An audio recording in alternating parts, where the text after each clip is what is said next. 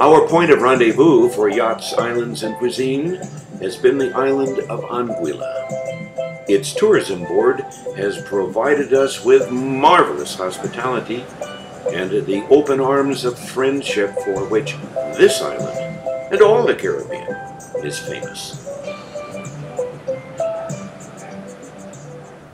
Welcome back to Yachts, Islands, and Cuisine.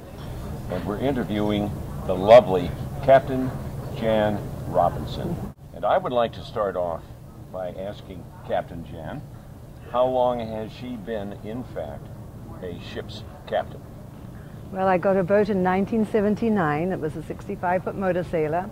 And I got my first license, captain's license in 1981, and my master's license in 86. So even though I don't run a boat now, I'm still called Captain Jan. So for 12 years, that's what I did, which was wonderful because back then, you know, 65-foot in 1979 was huge. That was a big boat. Yeah. But as the years went by, my boat got smaller and smaller. What are you doing right now? Tell us some exciting things about what you're doing as a culinary coordinator. Well, because, you know, first of all, I cooked on my boat and when we were chartering. And then I became the captain, and then when we stopped, I wrote cookbooks. So I collected recipes from all the charter yacht chefs. So if we can do it on a small galley on a boat, these cookbooks are really good for you at home because they're very easy, they're very simple to prepare, and ingredients are easy to find. And I think that's so important because I know as, I mean, I love to cook.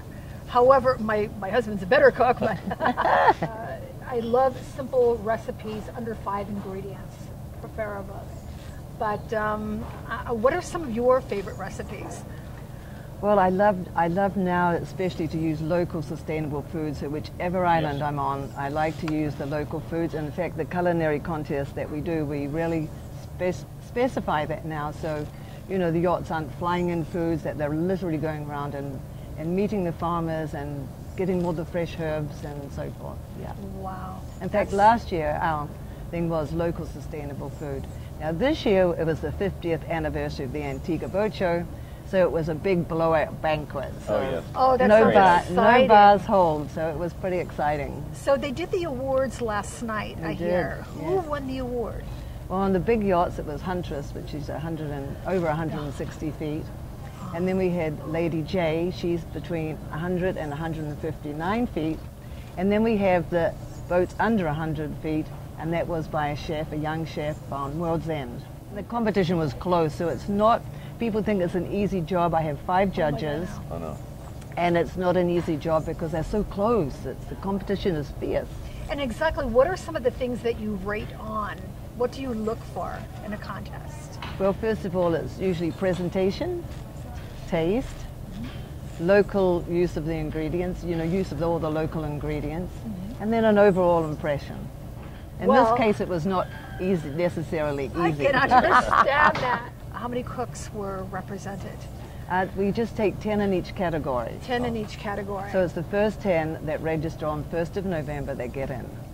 Great. And this year we also did a table setting separate contest. So, you know, the stewardesses do that.